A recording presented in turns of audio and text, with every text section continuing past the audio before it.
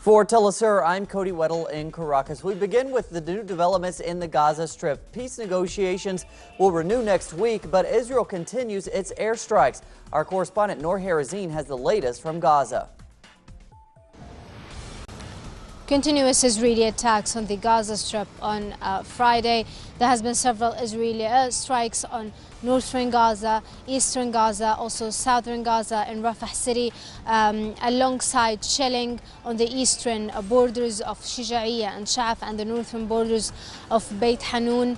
However, if we compare that to the past 2 days, it's calm in the Gaza Strip. People are optimistic about the next week negotiations, despite the fact that Hamas officials in Gaza said in statements that they will not be getting back to negotiations unless Israel accepts the demands of Hamas. However, there will be a continuation of the negotiations and the peace talks next week on Wednesday. And thanks to Noor. Moving on, foreign ministers from the ALBA group of Latin American nations met Friday with the UN to discuss the situation in Gaza. They criticized the way veto powers by the U.S., France and UK prevent international action against Israel.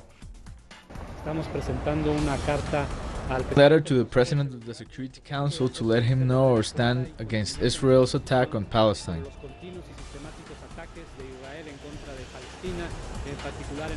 After thousands of deaths and ruined infrastructure, we're demanding action from Security Council to fulfill its role as stated by the UN Charter to maintain international peace.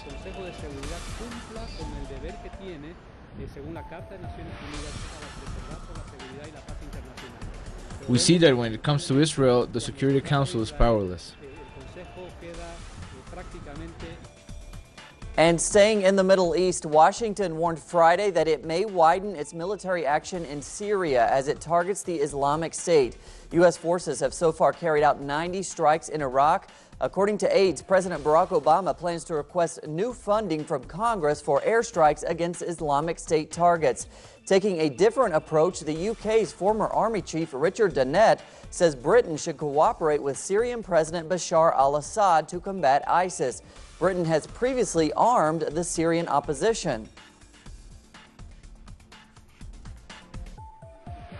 The ongoing Colombia peace talks between FARC guerrillas and the government saw further breakthrough today.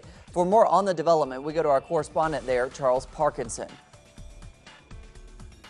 For press conferences, the two sides at the negotiating table in Havana, that's the Colombian government and Revolutionary Armed Forces of Colombia, came out to discuss two commissions that are currently taking part in the process. Now, one of those is a historical commission, which is a panel of experts who are going to be discussing and producing a report on the origins of the conflict and the reasons that it has continued.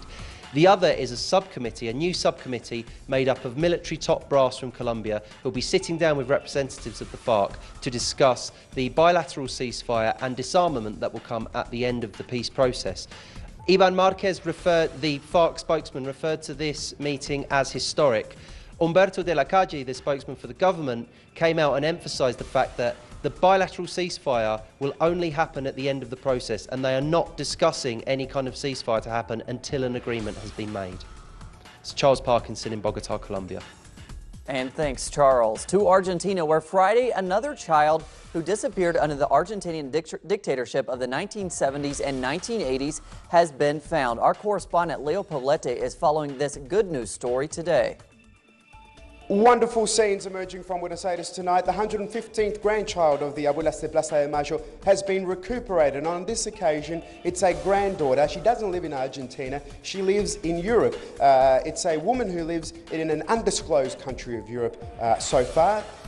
She had doubts about her identity and walked into the Argentine consulate of the European country where she resides. Exactly, it was on the 25th of April this year. By the 8th of May, that blood sample had arrived in Argentina. It was then transferred onto the Bank of Genetic Data here in Buenos Aires, and it proved that she is the granddaughter of the Abuelas de Plaza de Mayo's first president, who was Alicia Subasnávar de la Cuadra. She unfortunately died in 2008, not living long enough to see this wonderful day, but she does have uncles, aunts, cousins who will be reuniting with her at a very short time from now. So wonderful news emerging from Buenos Aires tonight, recapping the 115th grandchild of the Abuelas de Plaza de Mayo has been recuperated.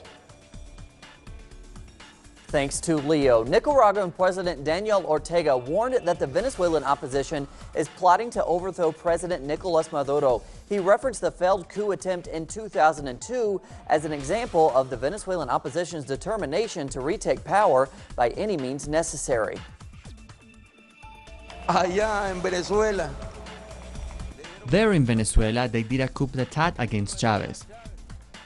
But as Chavez used to say, every 11 has its 13.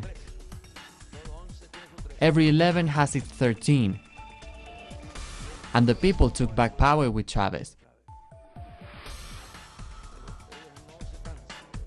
But they don't get tired. They don't accept the people's will.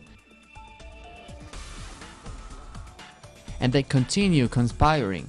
And the conspiration is not aimed at overthrowing a legitimate government elected by the Venezuelan people,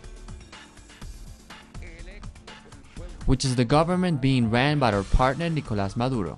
Nuestro hermano, el compañero Nicolás Maduro.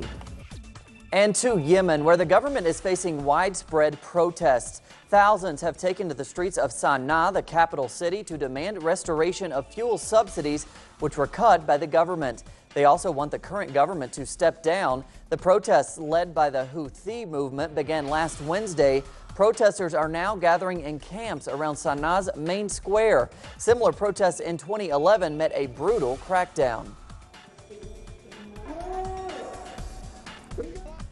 And in Ukraine, tensions between Kiev and Moscow increased Friday as a Russian humanitarian convoy finally entered the country. The fleet of trucks was halted by Ukrainian authorities a week ago. The International Red Cross criticized Ukraine for the delay. Today, Russian President Vladimir Putin told German Chancellor Angela Merkel that Russia could not continue waiting on Kiev to allow its entry. United States officials have threatened Russia with more sanctions, claiming the convoy is a cover for an invasion. And we end with a cultural note tonight. China's Peking Opera is marking its 120th anniversary. The opera began an anniversary tour around the United States to mark the occasion. Peking performances are scheduled in New York and Washington. Born in the 18th century, the Peking Opera is known for its talented male performers. It is China's most famous theater company. The tour will last through September.